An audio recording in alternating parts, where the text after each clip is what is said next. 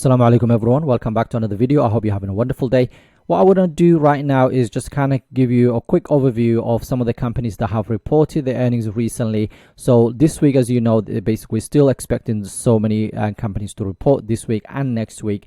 Tonight we're expecting Apple, tomorrow we're expecting Hershey and other companies. MasterCard has reported, Qualcomm has reported. There are other companies that are not on this list that have also reported.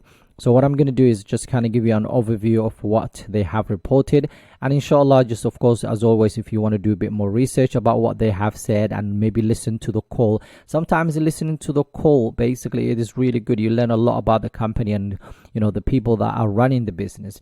So that is a one way to actually learn more about the companies and so on.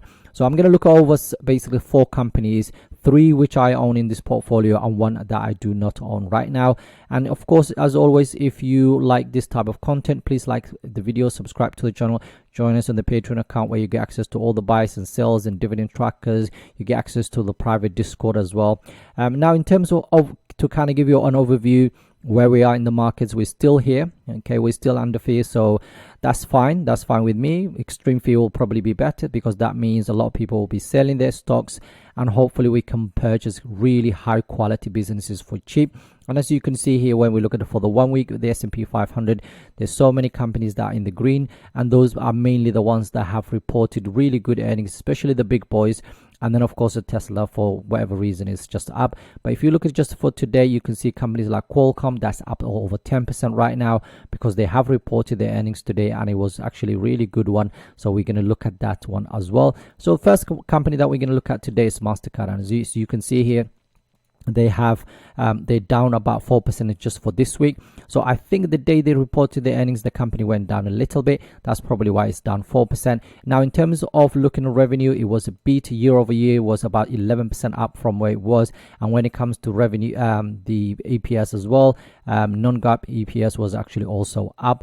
Now looking at the graphs here, the top, basically this table here, worldwide basically was up basically almost 9% year over year. When it comes to worldwide purchase transaction, it was up 13%. Okay, so it was up from last year as well. Okay, this time basically last quarter, this is what they reported, so 10%. Right now the last quarter, last quarter basically also reported about 13%. And looking at cross-border volume growth, we're basically looking at about 18%, and last quarter they also reported 18%. So it's slight, basically flat here, and then there's a decline from Q3 of 2023, if you like. Cross-border volume growth as well, basically in the US. So this is basically on local currency basis, but the US one is basically also down about basically 2% from last quarter. So nothing huge to worry about. Maybe that's why it was basically the stock maybe went down. And as you can see here in terms of graphs, you can see a slight decline there, you can see a slight decline here as well, and then the rest of them are absolutely fine. So nothing huge to worry about, and like I've already shown you here, they beat both top line, bottom line, just okay. And payment network, basically net revenue increased about 7% or 8% depending on the currency neutral basis. Cross border basically about 10%. Local currency basis was almost $2.3 trillion, which is absolutely crazy. That's how many transactions and things that they're basically dealing with on daily basis. So you can stop the video and have a look at that. Now looking at basically moving forward for this company, as you can see, Wall Street is actually saying it's a strong buy, and there, as you can see, 25 strong buys and 10 buys and 5 holds. Now their price target is basically $512 per share. That's about 16% from where we are right now. And looking in the Morningstar valuations, I think they've updated. There we go, May 1st. They've actually updated, and I think they kept the same as what it was before. Their price $451 per share, fairly valued right now. And as we know, the company has a wide economic moat, so nothing huge to worry about when it comes to MasterCard. It is a really high quality business. I love this company, but I love the predictability of this business. Both Visa and MasterCard will be in my portfolio, inshallah, for the long run, unless basically their Sharia compliance side of things changed. Next company I want to look at is Lind. This is one of the companies that I have in my portfolio. As you can see, is actually down about almost 6% basically since the beginning of the week. Now looking at their And if you check the stock today, you will see that it's actually down quite a bit. And the one main reason it's down is actually because of this. So it's reported a $8.1 billion. That's about 1 year, basically 1% decline year over year, falling short of the estimates, basically, which was 8.3. So it's slightly, basically 1% down from where basically the analysts were what the analysts were expecting. When it comes to net income, $1.6 billion. $1 billion down from previous years, basically 1.7, so that's not great. So it's tiny bit down again. When it comes to earnings per share as well, recorded 3.35, up about 9% year over year, but still down basically what they expected, what was basically the estimates. So all these analysts, of course, they expected slightly higher. They beat what basically based on the year over year, they've actually beaten that. But when it comes to analysts, it's actually down. Adjusted EPS reached basically 3.75, showing a 10% increase year over year, and basically has actually beaten the estimates, which is quite nice. Operating margins or operating profit grew basically to $2.1 billion with an adjusted operating profit of $2.3 billion. Basically is up 6% from previous year, which is quite nice. An operating margin improved to almost 29%, and basically an adjusted basis 200 basis point increase from a prior year, which is quite nice. And free cash flow here, almost $1 billion of free cash flow, which is quite nice to see. So nothing huge to worry about. Again, just tiny bit missed when it comes to what was expected, but stock is down, I think, about almost 4 or 5% today. So there you go, about 5%. So again, I really don't mind that, because inshallah, if it comes back down, I want this company, I want to list 5% of the basically in my portfolio, but right now it seems a bit expensive. So from where it is right now, it basically is about 4% premium, and I think after today it might actually come back down to maybe just fairly valued in the next few weeks, which will be really great, because I want to accumulate a few more shares of this company. And I think actually they have updated. Okay, so that was probably. And as always, when it comes to the guidance, basically, I think it says, however, the second quarter outlook so the outlook based what they were expecting is slightly shorter than the consensus, which is absolutely fine. So yeah, we'll see what happens in the long run, but next quarter or the next couple of years, I don't think I have anything to worry about when it comes to this business. And like I said, I would love to accumulate more shares of this in the next few weeks. The next one we're looking at today is Qualcomm. They've also reported today, and as you can see, as you can see here, for the week, it's actually up about 8%, which is quite nice to see. And if you look at the graphics here, you can see the revenue side of it is actually a beat. Basically when it comes to EPS, they also beat that one. And then when it comes to guidance, is actually beat both what was expected. So this is the range that they've given. Okay, $8.8 to $8.8 billion to $9.6 billion, and the consensus were basically about just $9 billion. So they beat that, and they beat basically EPS when it comes to Q3 as well. And for that reason, basically the stock has gone up quite a lot. And QCT revenue basically was almost $8 billion, and that's up just to 1% year over year. And QTL was 1.32 up, and that's about 2% year over year. This is one of the best basically companies that I actually own in this portfolio. I've had it for a long time. As you can see now, strong buy, about 16, 6 buys, 14 holds right now. That might change in the next couple of hours or couple of days. But right now, as you can see, is basically flat. 180 is what they expected. Right now is exactly 180. So we will see what happens with the company. But moving forward, I'm definitely going to hold on to my shares.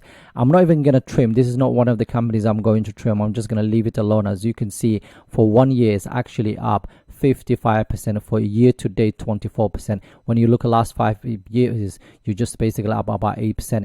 And now a lot of the things that they've mentioned today was things like, so I was basically reading their basically the report that they've actually published, and one of the things they talked about was when it comes to mobile phones. Now every single phone that is basically moving forward now basically will have some sort of AI, and I like their Snapdragon basically chips that go into these mobile phones, especially the Samsung mobile phones. And what they said is mobile phones might be slightly a decline, but when it comes to things like Internet of Things, when it comes to automotive, all of these things are actually doing really well. And this is one of the headlines I was reading. So Qualcomm is benefiting as the Chinese Android market returns to growth. And as you know, as long as China is doing well, this company will benefit a lot from that. And I know there's a lot of situation going on with China and the US when it comes to chips and all of that stuff, but I'm sure that will sort itself out in the next couple of years. So like I've always said to you guys, when it comes to this company, I'm very bullish on this company, and I've always said this company, not only does it actually has these creates own chips and so on, and is in the right markets when it comes to Internet of Things, when it comes to mobile phone handsets and all of these technologies, but it also has its own patent where they actually charge other companies to use their patents basically. So which is absolutely amazing to see. And now I'm just going to quickly show you, see if this company is now a buy or whatever. So as you can see here, it's about 17% premium. I don't think it's going to come back down. Again, they have actually said they're maintaining their 140 valuation as Qualcomm poses solid results. So that's interesting. So they're going to keep it that 140. So it's interesting, but either way, it's up this much. I'm just going to hold on to it, and I'll show you at the end basically how much I'm up when it comes to that company. The next one is AMD. AMD also reported this week. It was down quite a bit. I think it was a lot to do with the guidance rather than anything else. So almost 7.5% down. I think there was a lot of profit taking involved when it comes to this company. But as you can see, when it comes to bottom line, top line, they are actually beat. Although it's not a lot. Listen, this is basically the difference between beat and literally being flat or so on. But revenue is just up about 2% year over year. That's about 20 million in terms of US dollars, so 20 million up from where it was this time last year. And I like the fact that when it comes to data centers, basically that's one of the segments that's doing really well for them. So record data center segment revenue of $2.3 billion was up 80% year over year. And a lot of the companies out there right now are building these AI data centers, and of course they need base chips from this company, or basically the GPUs from this company, to be able to do what they need to do. So it will be interesting to see how this company what the company does moving forward. And as always, they've got the gaming segment and all of that stuff. As you can see here, gaming segment revenue was basically 922 million, down 48% year over year and 33% sequentially due to increase in semi-customers. Okay, so that's interesting. So again, there are some segments that were down. There were some segments that was basically really but done really well. Embedded systems also again down basically 46% year over year. And so that's probably why the stock was down almost to 12-13%. Now there definitely was a lot of profit taken because this company has gone up so much, but not as much as others, because recently I was actually looking at it, it's 35% up in comparison to Nvidia. That's up almost, I don't know, hundreds of whatever pound, 200% and so on. So yeah, so basically the company has done well in terms of revenue side of it, in terms of they beat both top line, bottom line, and also guidance was actually in line what was expected.